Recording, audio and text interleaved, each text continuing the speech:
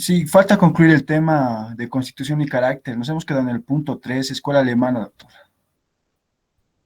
Escuela alemana. ¿Y no hemos hecho escuela francesa? No, más exactamente en el punto ya 3.2, lo que es los componentes psíquicos de lo que es la biotipología de Ernesto Krechner. Hemos hecho componentes psíquicos y hemos hecho la criminalidad. Mm,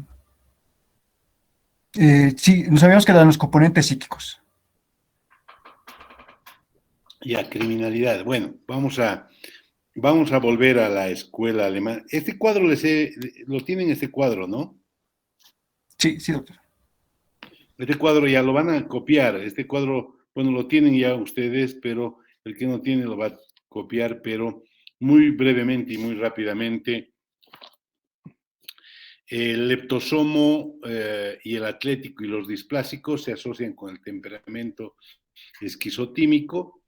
Las formas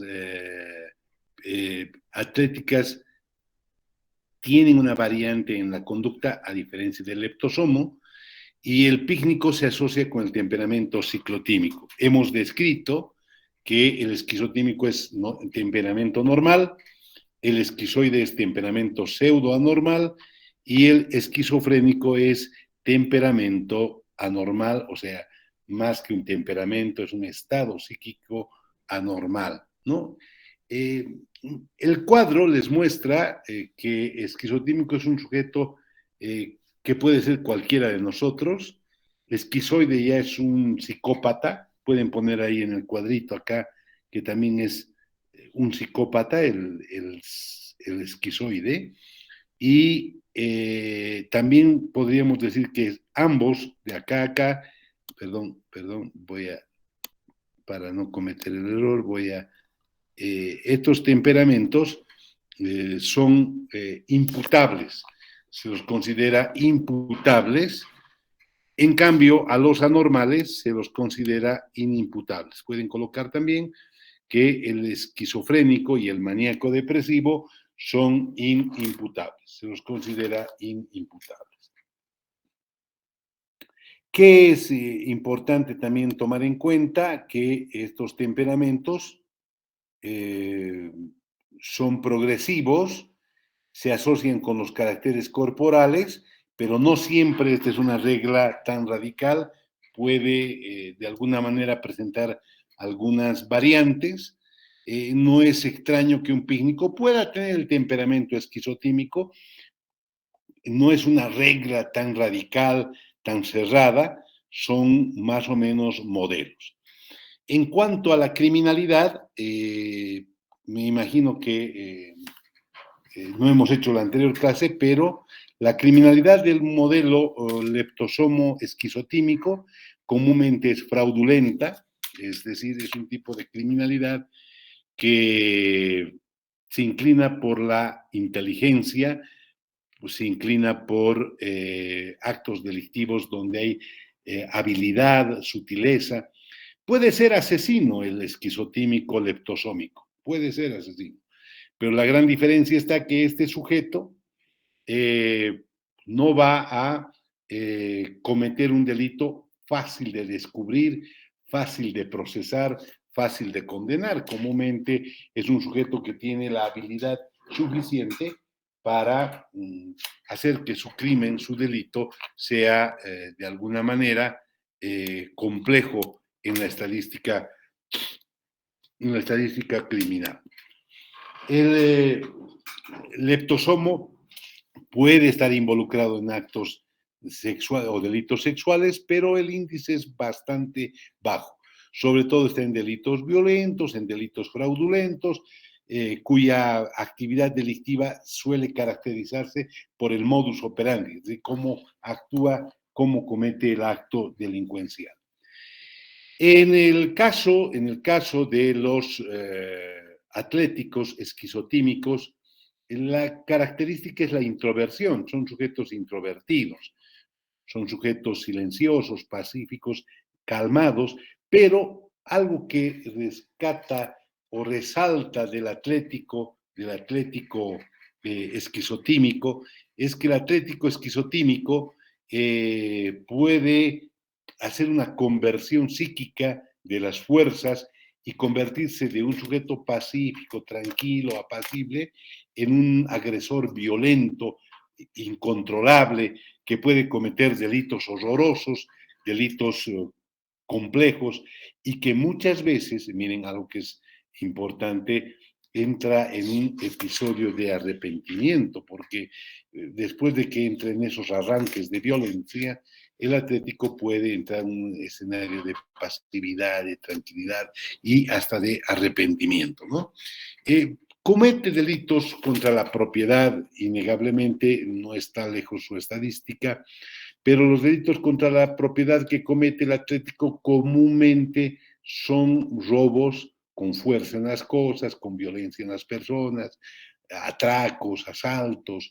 Es un personaje que muchas veces es hasta utilizado, es un actor material, es un autor material del que se vale un autor mediato o un instigador, ¿no? Que eso es importante tomar en cuenta porque muchas veces el visible del acto delictivo es el atlético y detrás hay otro personaje que lo ha direccionado hacia el acto criminal.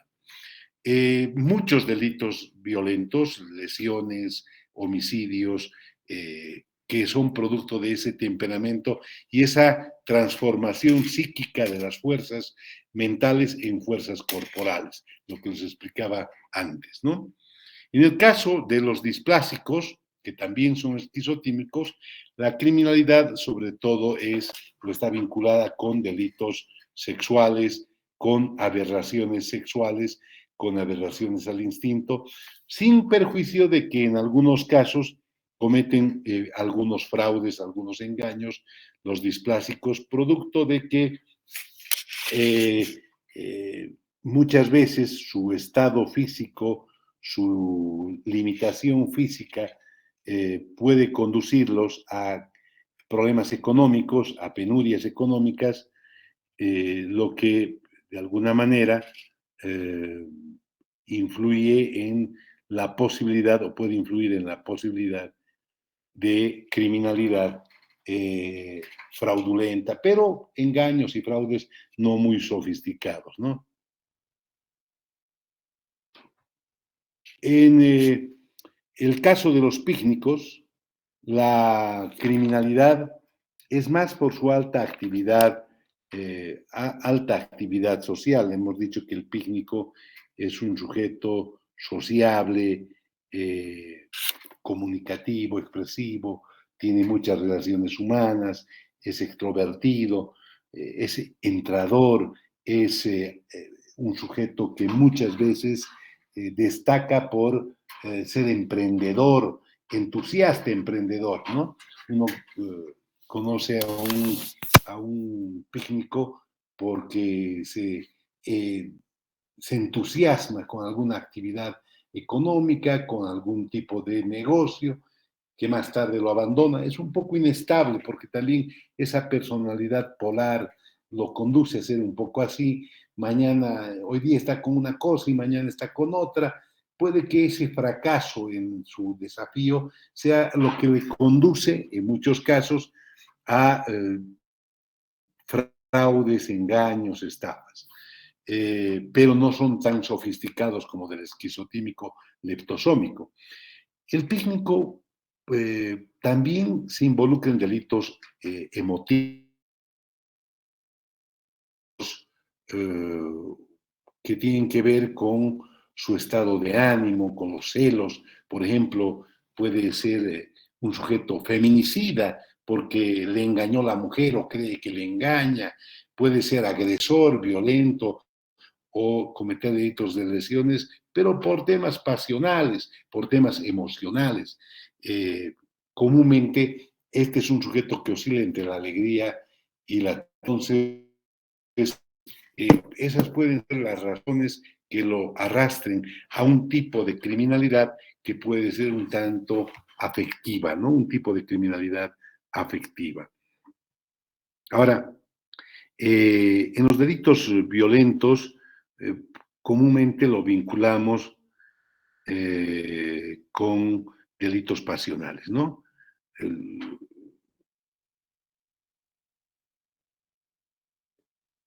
La criminalidad en la estadística criminal es la menos alta.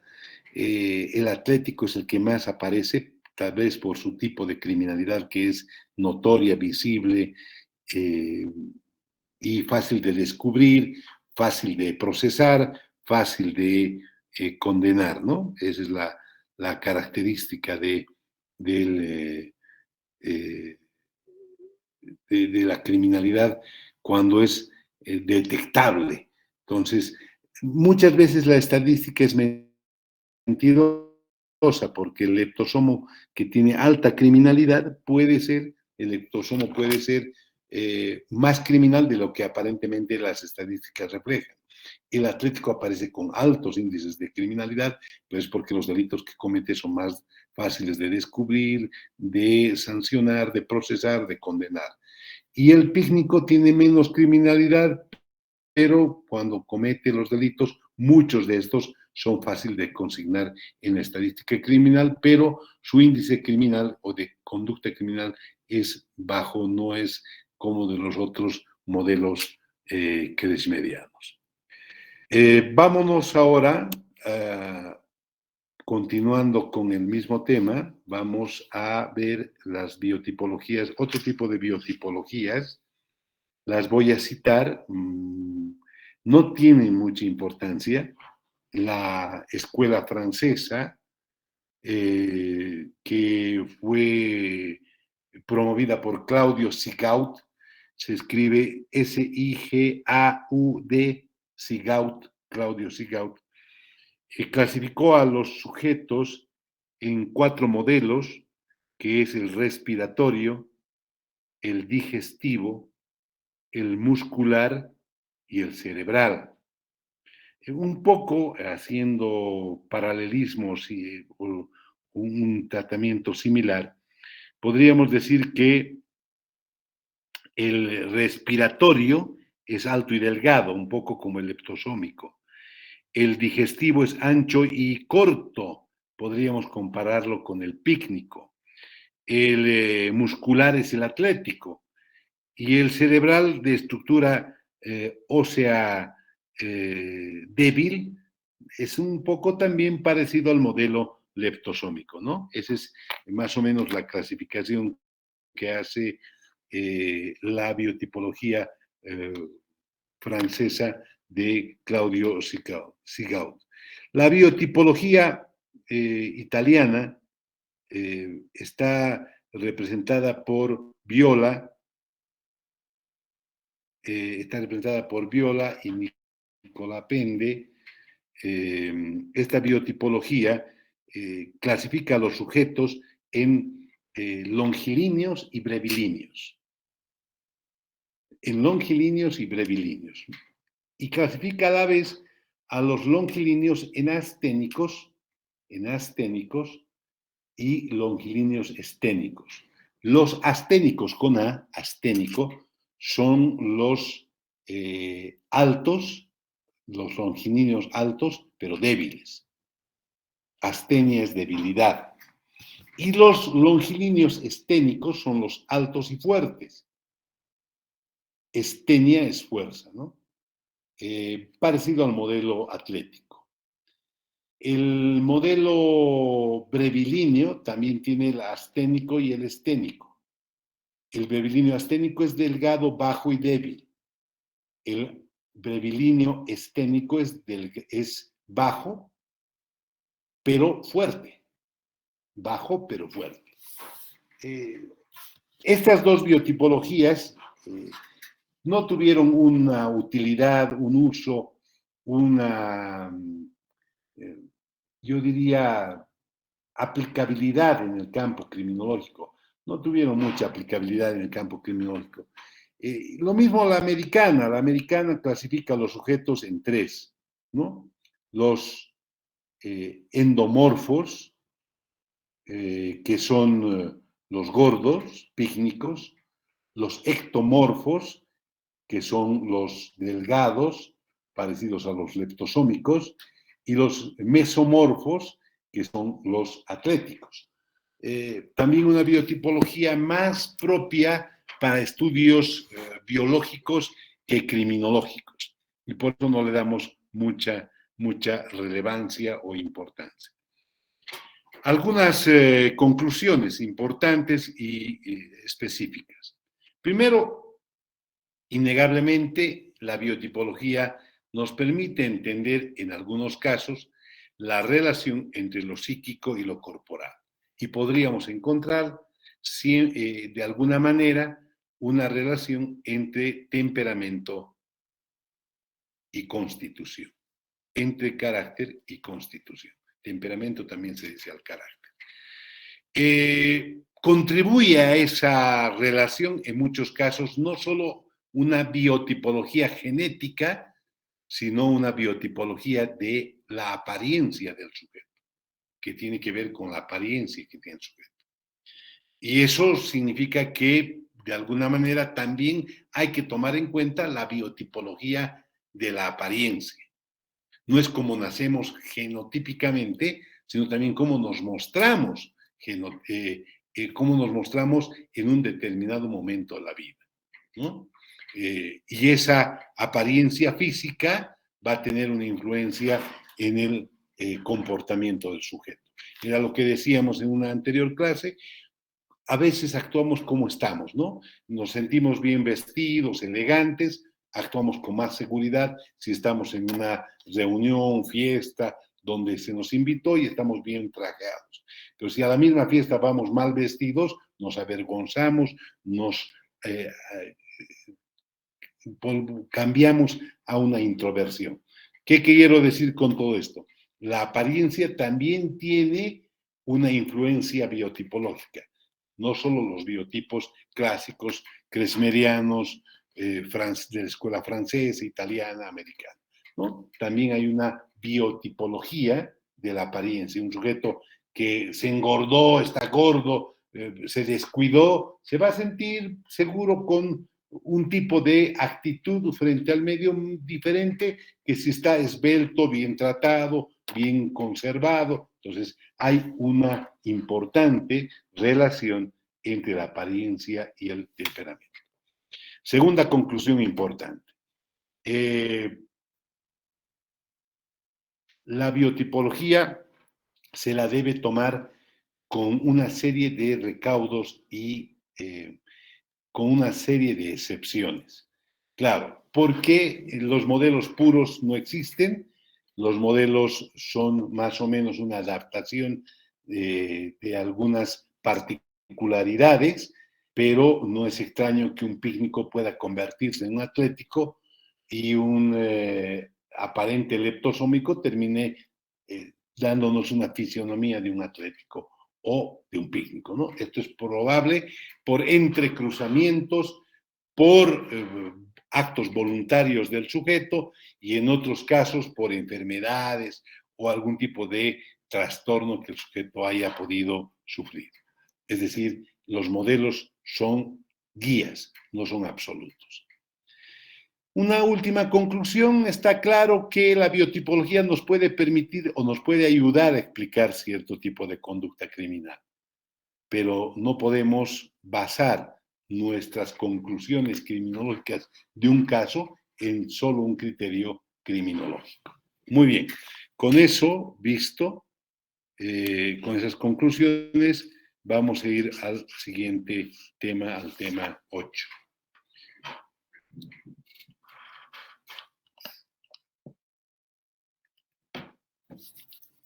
Miren, el tema de sexo y criminalidad va a ser uno de los temas más largos, más complejos y de mayor importancia que vamos a trabajar y que vamos a tratar.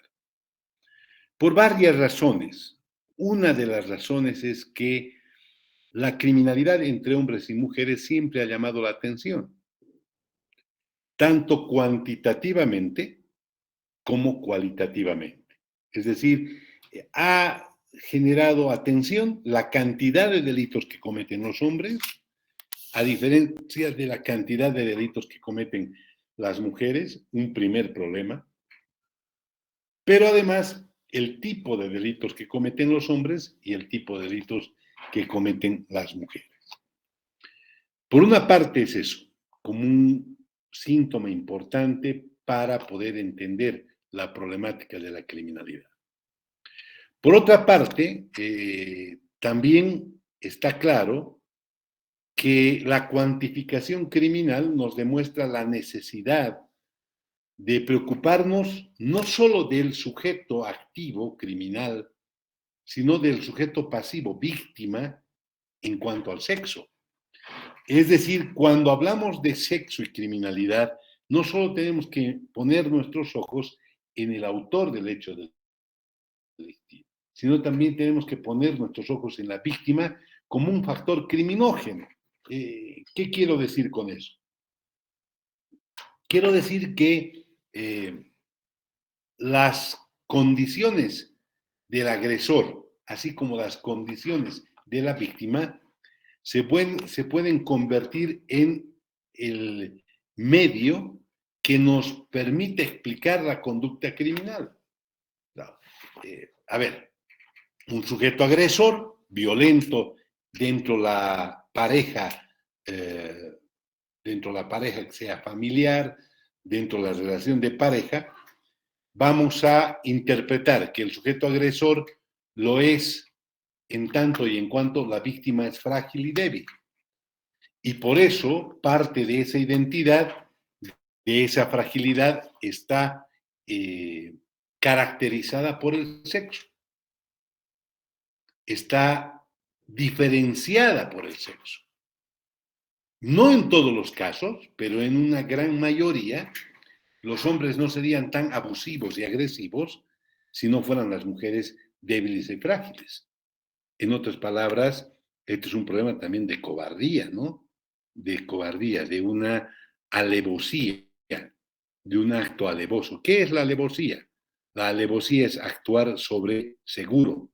La alevosía es actuar sobre seguro. Actuar a sabiendas de que puedo asegurarme el resultado.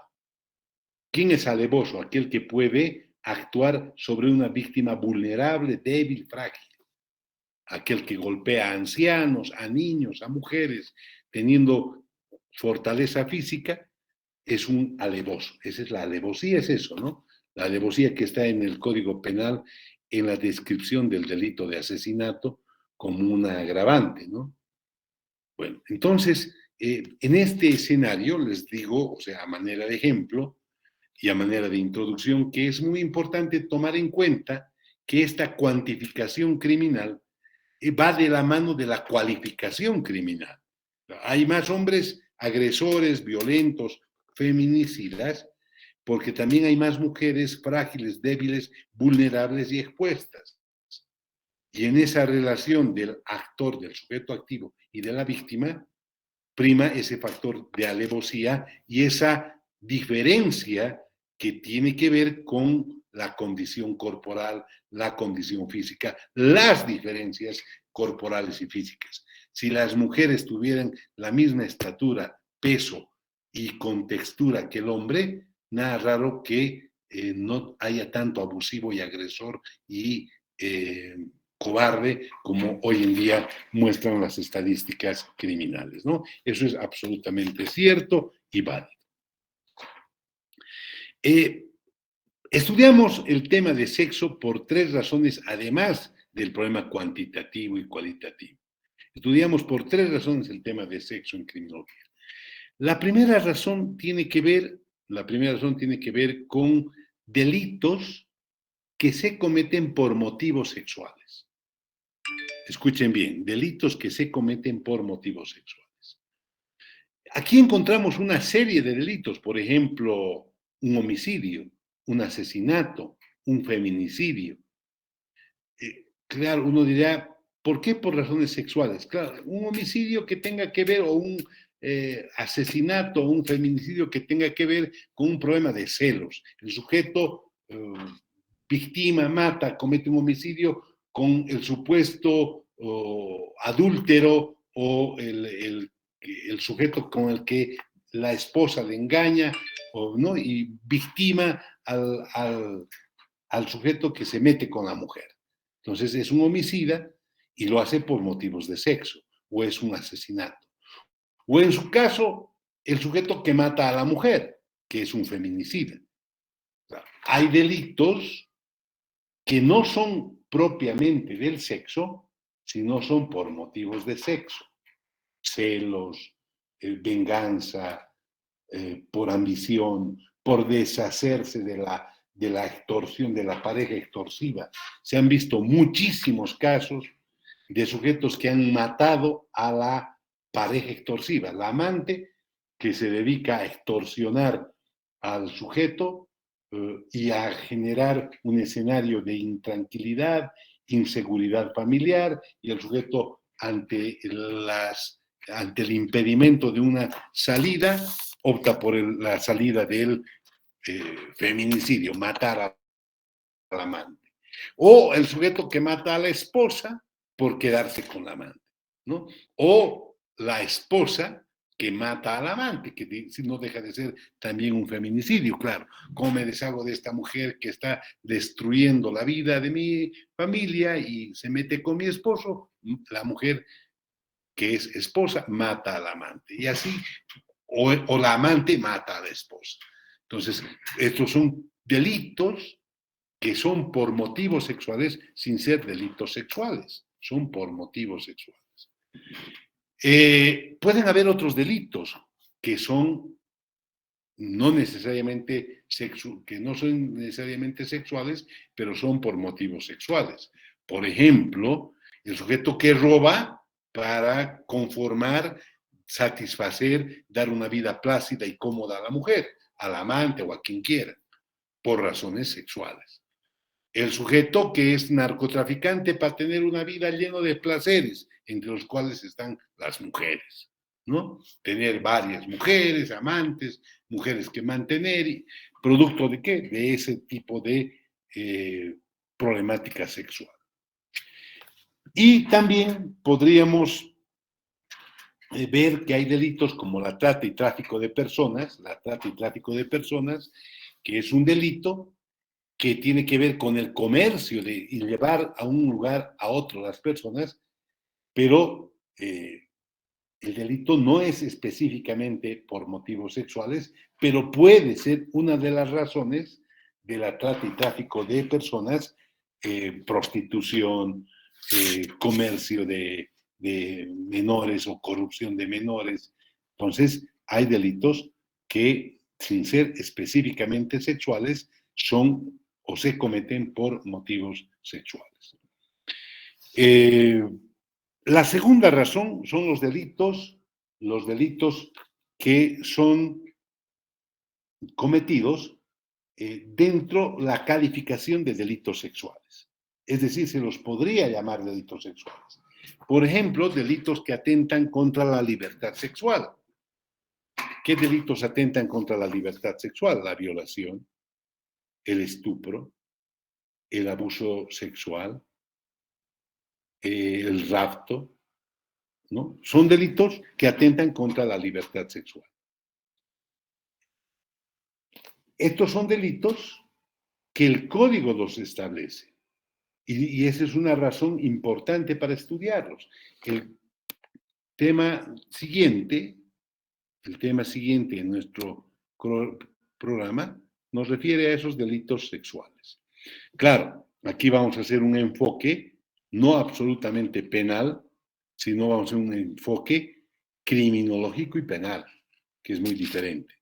Eso no significa que ustedes no repasen, yo les recomiendo que repasen los delitos contra la libertad sexual. Pero hay otros delitos también sexuales, como el contagio venéreo, que tiene que ver con las relaciones sexuales, o las enfermedades de transmisión sexual, entre las que también podría estar el SIDA, ¿no? Son delitos sexuales. El aborto. El aborto es un delito de base o de problemática sexual, porque ¿quién aborta? ¿Quién está embarazada? ¿Quién está embarazada? Y por lo tanto, el aborto es una problemática que tiene que ver con la concepción, con el embarazo, con la relación de pareja, y es un delito que tiene caracteres caracteres innegablemente sexuales, ¿no? También hay otro tipo de delitos, que son los delitos dentro del ámbito familiar. Estos delitos dentro del ámbito familiar también tienen que ver o podrían formar parte del estudio. ¿Por qué? Porque hay muchos casos en los cuales, por ejemplo, un abandono de familia es producto de la relación de pareja, ¿no? Está bien, hay de por medio la familia, pero ¿dónde se origina la relación, el vínculo familiar? En la relación de pareja.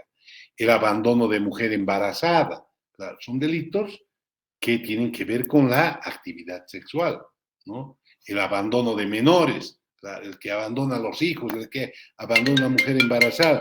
Estos tipos de hechos delictivos son delitos que son propiamente motivados por razones sexuales. ¿De acuerdo? Entonces, esa problemática también es un motivo de estudio.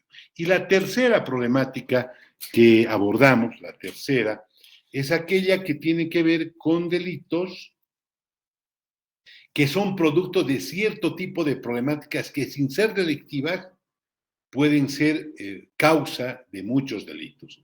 A ver, tres son los que yo citaría: la homosexualidad, la prostitución, y también las aberraciones sexuales. La homosexualidad, miren, hoy en día la homosexualidad cada vez más se reconoce como una elección de formas de interés sexual. Hoy en día la humanidad hasta ha permitido en muchos casos no solo la relación sexual, sino el matrimonio homosexual. Hoy en día la humanidad en muchos casos ha permitido que los homosexuales puedan adoptar hijos, tener hijos, ¿no? Claro, no podemos incluir a la homosexualidad dentro de las aberraciones sexuales, y eso debido a que tenemos que respetar al criterio colectivo social de considerar la homosexualidad como algo normal, que para mí no lo es. Para mí no lo es un criterio personal. Yo creo que el homosexual sufre en la sociedad a pesar de que quiera sentirse lo más normal. Yo creo que lo normal está definido biológicamente bajo el principio de la procreación, es decir, porque hay diferencias de sexos para procrear y para perpetuar la especie. La homosexualidad no es la forma normal postura, pero cada uno de ustedes adoptará la que vea conveniente, ¿no? La homosexualidad es un problema que no es delictivo, o sea, no es delito ser homosexual, pero la homosexualidad muchas veces, o es muy frecuente, que encontremos a sujetos que se vinculan con delitos por motivos de homosexualidad. La homosexualidad y enfermedades contagiosas, por ejemplo, como el VIH, la homosexualidad y problemas de contagio venéreo, la homosexualidad y problemas de violencia en la pareja sexual, o la homosexualidad como corrupción de menores o mayores, suele ser típicas conductas en las que comúnmente encontramos sujetos que tienen actividad de homosexualidad. La segunda problemática, la prostitución. La prostitución también en este tercer grupo es una actividad que no es delictiva, es decir, no es delito la práctica de la prostitución, pero lo que sí entendemos que donde hay prostitución hay alta probabilidad de conducta delictiva, de conducta criminal. Y finalmente tenemos las aberraciones sexuales. Algunas por sí mismas pueden ya desencadenar en hechos delincuenciales. El pedófilo que se manifiesta o manifiesta su atracción hacia los niños raptando, violando, comete delitos, pero el pedófilo inactivo que no tiene más que el deseo en su fuero interno, en su cabeza, y no exterioriza su conducta desviada, no vamos a penalizarlo. Y tampoco vamos a penalizar ninguna aberración que no se materialice en el mundo externo, que eso es muy importante tomar en cuenta. Pero detrás de una aberración sexual hay una alta probabilidad de una conducta delictiva. La violación, por ejemplo, en un alto porcentaje el violador es un sujeto que tiene un trastorno psicopático sexual, ¿no? Y esto es muy importante poder identificar en el problema. Bueno, aquí vamos a hacer dos cambios importantes que hay un error. En vez de llamar caracteres sexuales, determinación del sexo, y el tema 3 vamos a llamar diferencias sexuales. Vamos a llamar en el punto 2, corrijan en su índice, vamos a llamar en el índice, el punto 2, determinación del sexo, y el punto 3 vamos a llamar diferencias sexuales. El día jueves vamos a continuar con esto y vamos a abordar la criminalidad de las diferentes características dentro del ámbito de la sexualidad y del género masculino y femenino. Muy bien, tengan ustedes muy buen día, distinguidos estudiantes. Hasta luego, doctor. Gracias. Hasta luego, doctor. Hasta luego, doctor. Hasta luego, doctor. Se acabó.